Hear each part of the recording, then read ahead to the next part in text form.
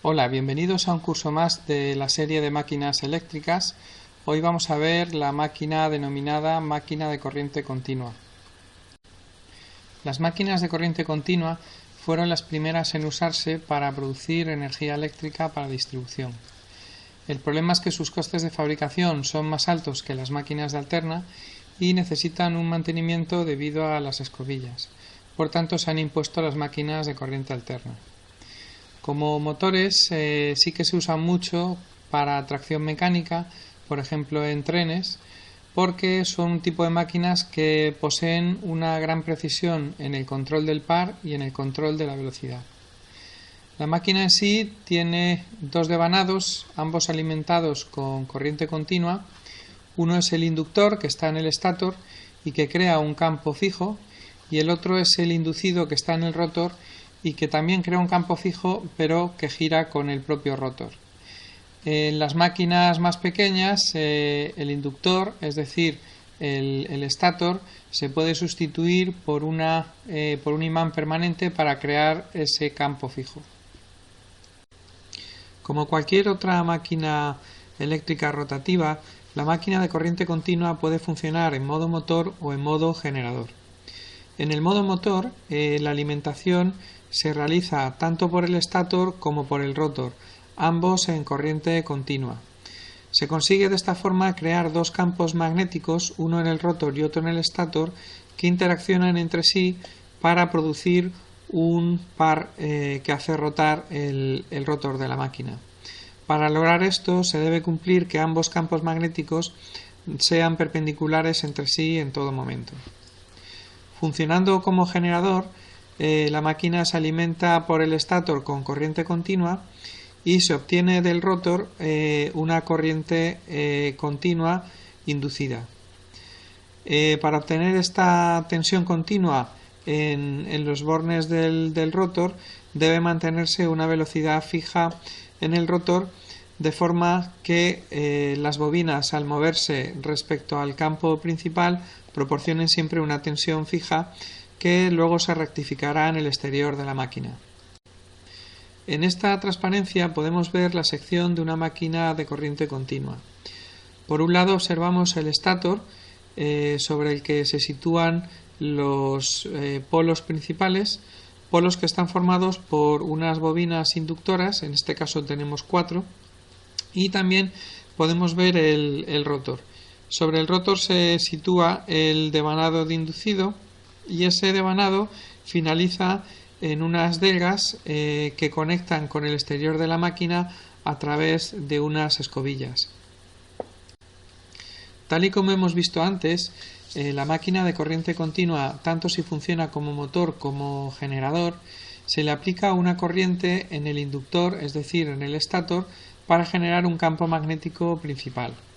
Cuando funciona como generador, se hace rotar el inducido, es decir, el rotor, mediante una turbina pues de cualquier tipo, y cuando las espiras del rotor pasan por delante de los polos del estator, se induce una FEM en estas espiras que son proporcionales a el valor del campo magnético principal, a la longitud de estas espiras y a la velocidad con la que se mueven respecto al campo magnético.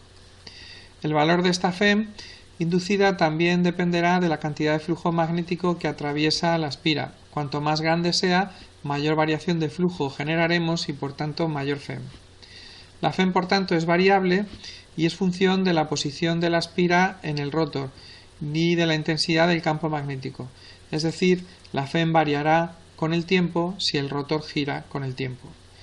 Mientras no circule corriente por los conductores, no habrá fuerzas que se opongan al giro del motor, y estas fuerzas son precisamente las que proporcionan un par de frenado que hay que vencer si se quiere mantener la velocidad de giro constante de la máquina. Vamos a explicar cómo es el principio de funcionamiento de una máquina de corriente continua con esta transparencia. Lo que vamos a hacer es sustituir el bobinado del estator por un imán permanente que produce un campo magnético equivalente al que produciría esa bobina del estator. Partimos de una posición de reposo del rotor en el que las bobinas del rotor están a 0 grados situadas de forma perpendicular al campo magnético generado por el imán. En este caso la FEM inducida es 0 porque además no hay variación de flujo. Si el motor gira a 90 grados, las bobinas se sitúan de forma paralela al campo magnético y por tanto se produce o se induce una FEM máxima. Esa FEM producirá una tensión, digamos, positiva. Si el rotor sigue girando hasta los 180 grados, volvemos a la situación original de reposo, en la que la bobina se sitúa perpendicularmente al campo magnético del estator y por tanto la FEM inducida vuelve a ser 0.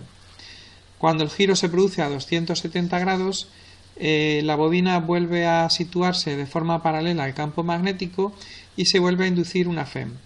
En este caso, puesto que la bobina recoge ese flujo magnético justo al revés de como estaba a 90 grados, la FEM inducida tiene signo negativo. Si vemos la variación de la FEM en el tiempo, podemos observar que cuando la máquina gira a una determinada velocidad, se va induciendo una FEM alterna que va cambiando el signo cada vez que se pasa por debajo de un polo. Dentro del rotor tenemos un dispositivo denominado el colector, que está formado por unas láminas delgadas denominadas delgas, y que lo que permiten es invertir la polaridad de la FEM que se induce cada media vuelta. Las espiras entran en contacto con las delgas a través de unas escobillas de carbón que aseguran el contacto según vaya girando la espira. El colector más elemental estaría formado por dos delgas. Precisamente la tensión que se genera con esta situación es una tensión prácticamente continua. Cualquier máquina eléctrica, cuando funciona como motor, lo que buscamos es la producción de un par mecánico que haga girar el rotor. En el caso de las máquinas de corriente continua, se hace circular una corriente continua por las espiras del rotor que a su vez están inmersas en el campo magnético principal que genera el estator. Mientras no haya un giro libre, habrá par en el eje, pero no habrá tensiones inducidas. Estas solamente aparecen cuando se produce el giro del rotor. Por ello, en un motor se proporciona un par en el eje y la reacción se produce en forma de tensión inducida. Esta tensión siempre se opone a la aplicada para que circulen las corrientes por el inducido. Como hemos visto antes, el campo magnético de una máquina de corriente continua se crea en el estator de la máquina. Se puede obtener este campo magnético principal mediante imanes permanentes o mediante bobinas recorridas por corriente continua y montadas en unos polos salientes. Este es el caso más habitual para las máquinas grandes. En función de cómo conectemos el rotor y el estator, es decir, el inducido y el inductor, tenemos dos tipos de máquinas, las máquinas con excitación independiente y las máquinas autoexcitadas.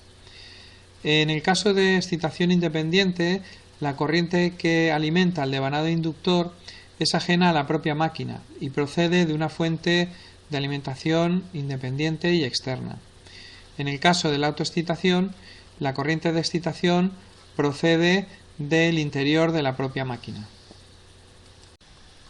Bien, en función de cómo se conecten entre sí la bobina del estator y la bobina del rotor, tenemos tres tipos de autoexcitación.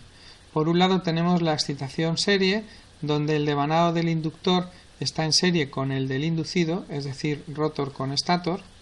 Tenemos también excitación en derivación, en el que el inductor está conectado directamente a las escobillas y por tanto queda en paralelo con el inducido.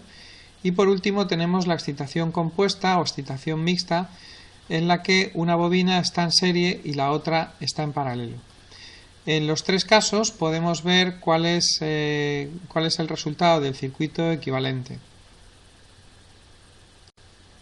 Cuando tenemos excitación independiente, el circuito equivalente que se genera sería el primero que tienen en la transparencia, en donde la tensión en bornas del rotor sería la FEM inducida menos la corriente que circula por el rotor por la resistencia del bobinado del rotor.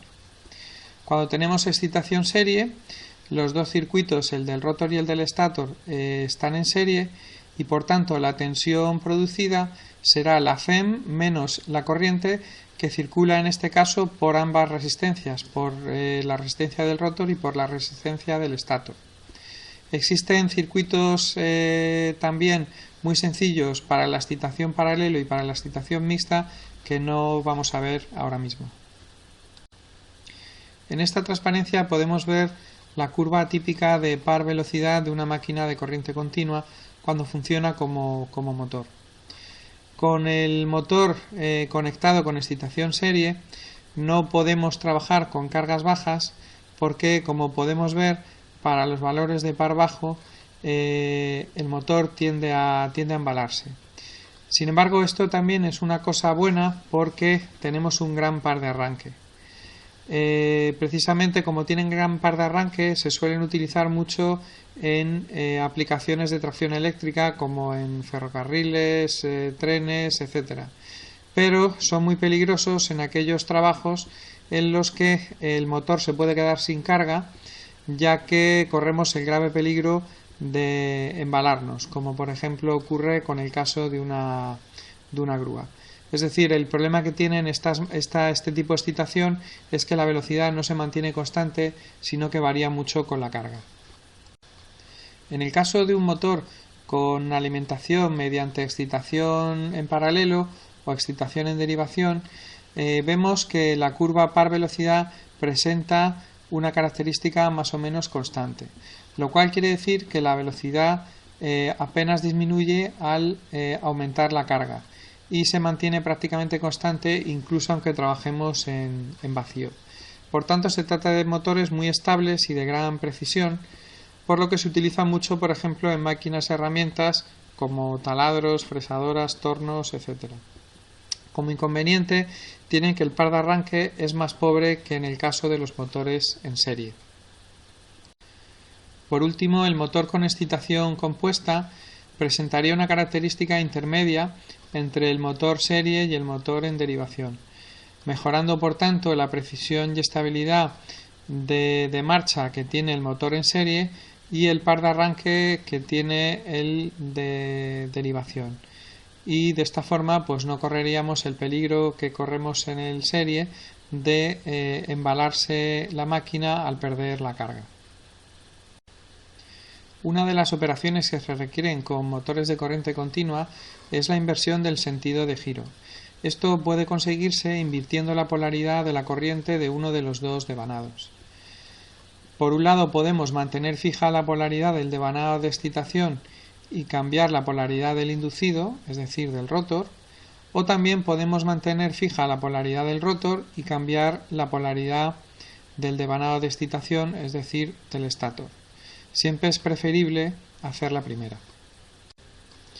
La velocidad de un motor de corriente continua es directamente proporcional a la tensión que aplicamos al inducido y por tanto inversamente proporcional al flujo magnético.